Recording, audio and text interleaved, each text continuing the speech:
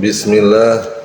Assalamualaikum warahmatullahi wabarakatuh.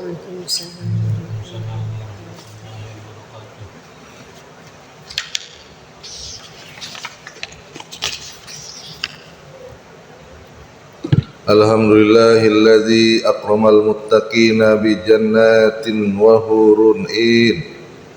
Wassalatu wassalamu ala rasulillahi nabiyyina Muhammadin wa ala alihi wa ashabihi wa man tabi'ahum bi ihsanin ila yaumiddin. Amma ba'du, fa ya ibadallah, usikum wa iyaya bitaqwallah faqad fazal muttaqun.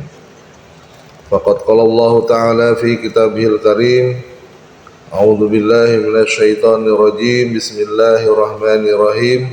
Ya ayyuhalladzina amanu taqullaha haqqa tuqatih wa la tamutunna illa wa antum muslimin. Alhamdulillah, marilah kita awali ta'lim subuh keluarga dengan membaca basmalah. Bismillahirrahmanirrahim. Insyaallah pada subuh kali ini akan disampaikan tausiah dengan judul memaknai bertambahnya usia. Kaum muslimin yang dimuliakan Allah Subhanahu wa taala, setiap hari usia kita bertambah. Dahulu kita berupa sesosok bayi yang mungil, yang hanya bisa menangis, kemudian bisa berjalan, dan lambat laun bisa berlari, untuk kemudian terus berkembang menjadi sosok manusia dewasa yang dapat membedakan antara yang baik dan yang buruk. Namun, apakah kita sudah sadar bahwa pada hakikatnya pertambahan usia juga dapat diartikan dengan berkurangnya usia manusia dalam kehidupannya di dunia ini. Jadi semakin bertambah usia kita, semakin pendek masa kehidupan kita di dunia ini. Karena apa? Karena Allah Subhanahu wa taala telah menuliskan berapa banyak usia kita dalam kehidupan kita di dunia. Tatkala umur manusia bertambah, berarti jatah usianya juga telah berkurang. Ya. Patut diketahui bahwa yang perlu kita lakukan pada saat adanya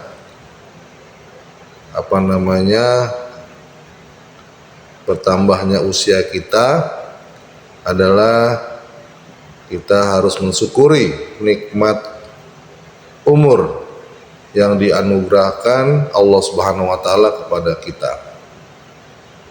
Merefleksikan diri sejauh mana perjalanan hidup yang telah kita lalui.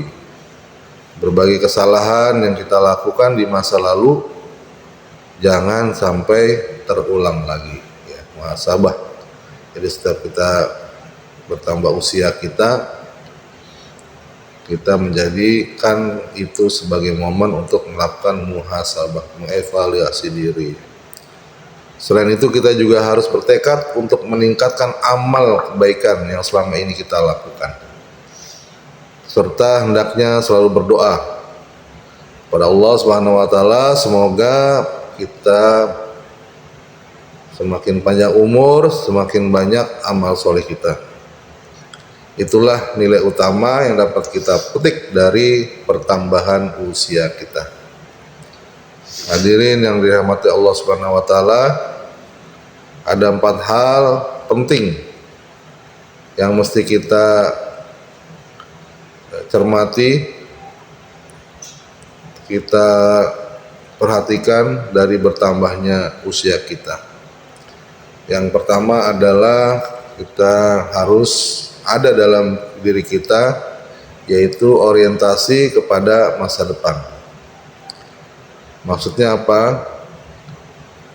Kita harus bercermin pada masa lalu demi perbaikan masa depan kita. Hal ini akan bermanfaat bagi kita untuk keberhasilan kita dalam menjalani kehidupan kita di dunia. Allah Subhanahu wa taala berfirman dalam surat Al-Hasr ayat 18, A'udzu billahi minasyaitonir rajim. Bismillahirrahmanirrahim. Ya ayyuhalladzina amanu taqullaha wal tanzur nafsum ma qaddamat ligad. Wattaqullaha innallaha khabirum bima ta'malun. Yang artinya, wahai orang-orang beriman, bertakwalah kepada Allah dan hendaklah setiap diri memperhatikan apa yang telah diperbuatnya untuk hari esok atau hari akhirat, dan bertakwalah kepada Allah, sesungguhnya Allah Maha mengetahui apa yang kamu kerjakan. Innallaha khabirum bima ta'malun. Ayat ini menurut ulama dalam tafsirnya merupakan dasar muhasabah bagi seseorang hamba yang seyogianya tidak pernah lepas dari gelitik pikirannya. Bila ia berbuat kesalahan, hendaklah ia menyesalinya, kemudian bertekad untuk tidak mengulanginya dan menutupnya dengan taubat yang sebenar-benarnya. Bila ia pernah melalaikan perintah Allah, hendaklah ia memohon pertolongan kepada Allah agar segera dapat menyempurnakannya. Itu yang pertama ya, yang harus kita perhatikan dalam kehidupan kita pada saat kita bertambah usia adalah orientasi kita kepada masa depan. Masa depan kita adalah hari akhirat, di mana kita juga harus mempersiapkan apa-apa yang akan kita bawa untuk masa depan kita, yaitu masa akhirat. Yang kita bawa bukan harta benda, bukan pangkat dan jabatan, tapi yang kita bawa adalah amal soleh kita. Dan makanya dalam ayat yang tadi Al-Hasr ayat 18, bahwa kita diperintahkan Allah untuk mempersiapkan bekal kita untuk kehidupan kita di masa yang akan datang. Dan di dalam ayat lain Allah SWT berfirman bahwa sebaik-baik bekal itu adalah takwa. Maka seruannya adalah ya ayyuhalladzina amanu taqullaha wal tanzur nafsum ma qaddamat ligad wattaqullaha innallaha khabirum bima ta'malun. Yang pertama, Allah menyuruh kepada orang-orang beriman untuk bertakwa dan mempersiapkan bekal untuk hari esok, dan kemudian diulangi kembali dalam ayat tersebut untuk bertakwa kepada Allah SWT. Jadi bekal kita untuk kehidupan kita di masa yang akan datang adalah takwa kepada Allah Subhanahu wa ta'ala.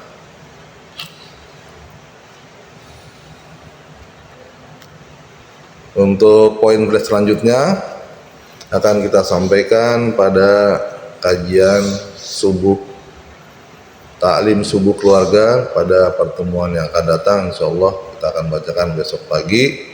Mudah-mudahan apa yang disampaikan bermanfaat bagi kita semua.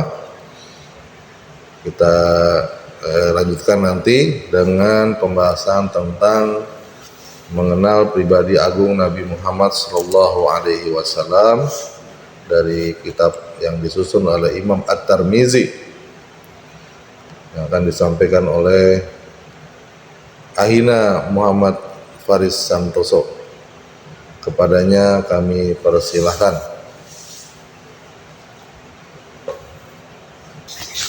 Muhammad bin Ismail bercerita kepada kami dari Abu Hurairah, dia berkata, Nabi Shallallahu Alaihi Wasallam keluar rumah pada saat yang tidak biasanya. Beliau keluar dan tidak ada seorang pun yang bertemu dengan beliau. Kemudian Abu Bakar menemui beliau. Maka beliau pun bertanya, apa yang membuatmu datang, wahai Abu Bakar? Abu Bakar menjawab, aku keluar untuk menemui Rasulullah, melihat wajah beliau dan mengucapkan salam kepada beliau. Tidak lama kemudian datanglah Umar, lalu beliau bertanya, "Apa yang membuatmu datang, wahai Umar?" Umar menjawab, "Karena rasa lapar, wahai Rasulullah." Rasulullah SAW bersabda, "Aku juga merasakan sedikit lapar, maka pergilah kalian ke rumah Abu Haisam bin At-Taihan Al-Ansari. Dia adalah seorang lelaki yang mempunyai banyak kurma dan kambing, tapi dia tidak mempunyai pelayan." Namun mereka tidak menemukannya. Mereka lalu bertanya kepada istrinya, "Di mana suamimu?" Istrinya menjawab, "Dia sedang mengambil air untuk kami." Tidak lama mereka menunggu, tiba-tiba datanglah Abu Haisam dengan membawa tempat air yang berisi penuh, lalu meletakkannya. Kemudian ia berkata dan menekap Nabi sambil bersumpah rela mengorbankan bapak dan ibunya demi beliau. Kemudian ia pergi bersama mereka menuju perkebunannya dan menghamparkan tikar untuk mereka. Lalu dia pergi menuju sebuah pohon kurma dan kembali dengan membawa setangkai kurma, kemudian meletakkannya. Nabi SAW bersabda, "Maukah engkau memilihkan kurma basahnya untuk kami?"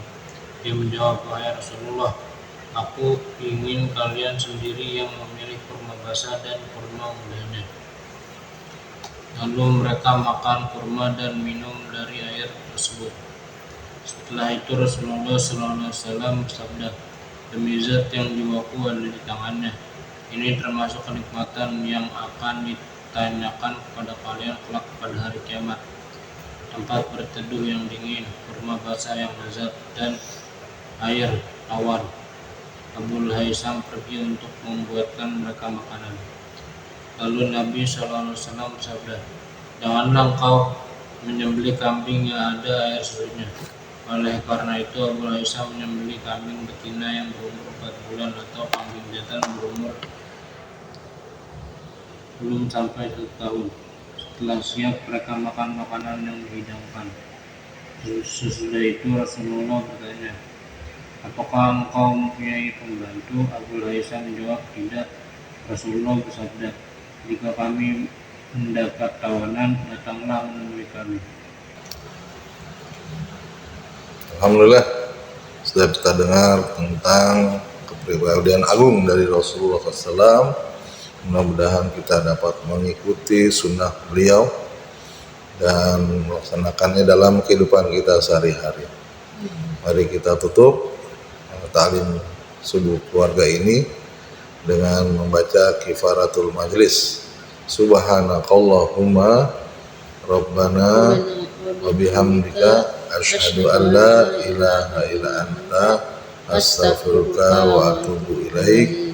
Assalamualaikum warahmatullahi wabarakatuh.